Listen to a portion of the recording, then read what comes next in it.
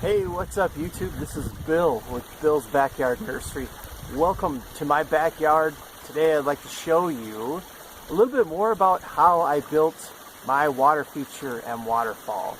So this first video that I'm going to do is just going to show you a little bit more about what my waterfall looks like and how I designed it, how I envisioned it to go and before I built it. And so hopefully this video is just really more of take a look. Hopefully it inspires you if you're looking to build a waterfall or a water feature. I'll get some close-ups here of what mine looks like, and hopefully just by looking at it that might be able to help you if you decide to put in a waterfall. Now I did this waterfall on my own. I thought I'd do it to try to save some money. It was some fairly hard work. It took me probably 3 weeks on and off to actually install everything, dig the holes and install all of the stuff that goes along with it. I'm going to show some of that in future videos, so if you're interested in knowing how I built it, I'll definitely show that on another video. And then also I'm going to talk about the costs on another video as well. So this is really more just to inspire you. And if you're thinking of doing it, we've so far so good. We've had this installed now for about 4 years, and we really love it. So let's take a look. So the first part of our water feature is we've got an upper falls, and this is right next to our patio. We had a patio put in our backyard, and I thought it would be nice to have so that nice trickling waterfall noise. So we put the waterfall, the first one, up here, and I'll pan out a little bit so you can see what it looks like. But this is for reference, and I'll get into this in a later video, but this is where the box is, right in here, where the water will come out. Water gets pumped in there, and it flows out of the box. This is part of the box right here, and then I've got a couple pieces of slate, and it just rolls right off that slate and then into our pool. And the pool is probably about 6 feet wide, going from this way to this way, and from the waterfall, going from right to left, it's probably about 10 feet overall. I'll just give you some dimensions. And then the pool itself, and you can see our lovely dirty pool. It's about 2 feet at the deepest spot right in the middle here where all these leaves are at the bottom. So water's very clear, but the bottom's a little bit murky. And we live in southeastern Minnesota, so there are a lot of field stones around, these river rocks. And I actually bought those from the place where I got the waterfall kit. So I bought a kit, came with a pump.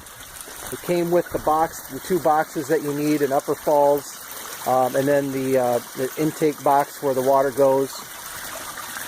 And then I was able to find some smaller field stones. Actually on Craigslist I got them for free from a farmer. They were just looking to get rid of some, so I took my pickup truck over there, and I was able to get a whole bunch of them for free. And that's what I've lined over here and down the rapids. So again, give you a different look from the waterfall, and I'm going to back it up so you can see a little bit more. You can see the upper falls. This actually is our deck, so it's nice sound, and we've got a patio that's right here, a covered patio that we sit on quite a bit, and you can actually hear the waterfall, not the upper falls, but you can hear the lower falls from that patio. So that's nice. My wife really likes it. Now, I actually built this for a Mother's Day present for my wife about 4 years ago. And then you can see our paver patio right here. We've got a fire pit. So when we have a fire and we've got people over, we can sit out on the patio. And we got some beautiful sound coming out of this as well. So really enjoy it. And then, so how I designed this, we've got a limestone rock wall, and you can see the ledge right here. And I always thought it'd be cool to put a waterfall flowing over this ledge, and that's exactly what we did. So I've got the water coming off the top falls, and it wraps around right here. There's some, it's real shallow as it gets up to this area right here. I've got this smaller gravel. I got this at Menards. You can get this for, I don't know, $3 a bag or whatever. So if you have the bigger stones, this stuff really fills in well. And it also fills in the bottom and it stays in there so it doesn't, you know, really it doesn't ever roll out of there and roll down the rapids. So another piece of slate here. I've got, so the leaves, I did clean this out this afternoon. Just need to grab the leaves, pull them out, and all of a sudden it starts flowing again. And right here, this is just a piece of, another piece of slate. I've got the water running over it, so it creates this little falls right here. But it's a nice, also provides a nice trickle. It's kind of a neat rapid.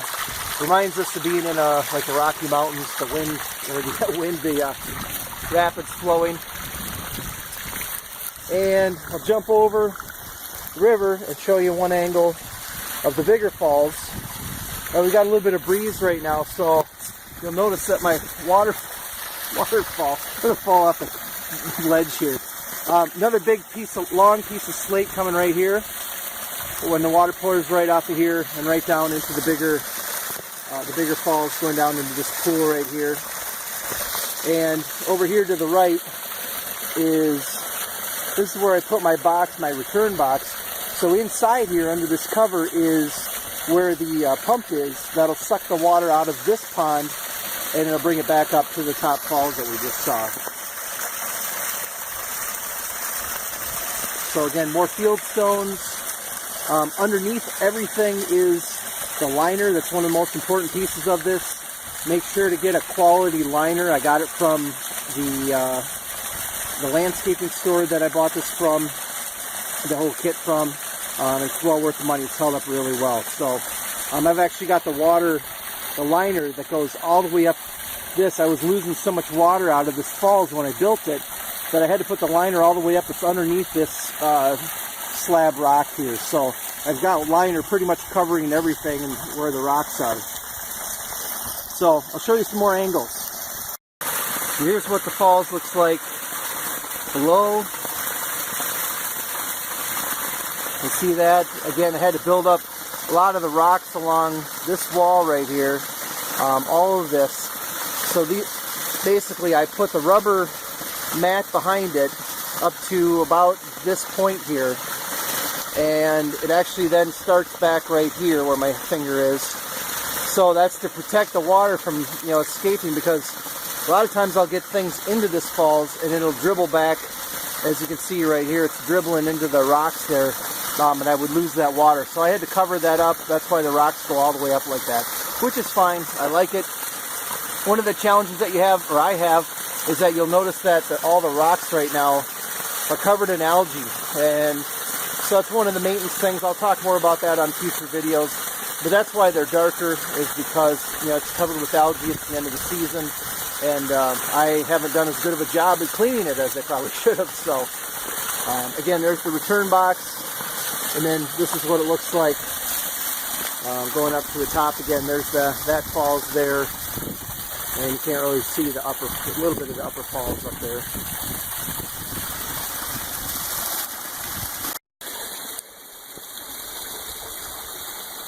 So here's the view from up on top of our deck. And you can see again the upper falls flowing and going down.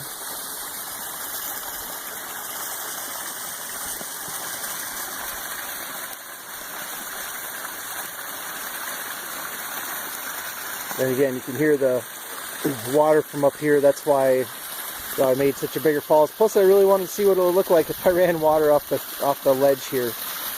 Give you some perception. I'll move over a little bit.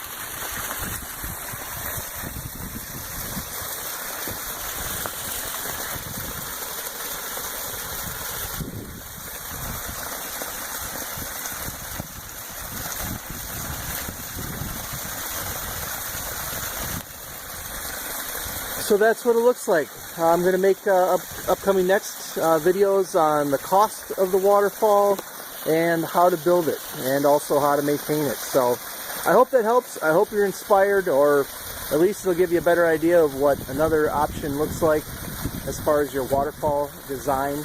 I appreciate you watching. Feel free to subscribe and like the video. Thanks so much.